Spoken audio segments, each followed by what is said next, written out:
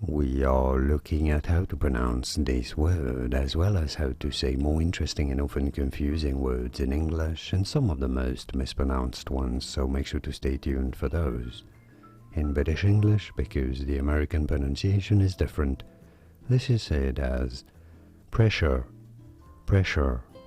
Yes, it's a sh sound, not an s sound, not presser, but rather pressure. In American English, however, it is usually pronounced as pressure, pressure in American English versus pressure in British English. And now you know, here are more videos on how to pronounce more words and names whose pronunciations aren't always obvious. Do you know how to pronounce those correctly?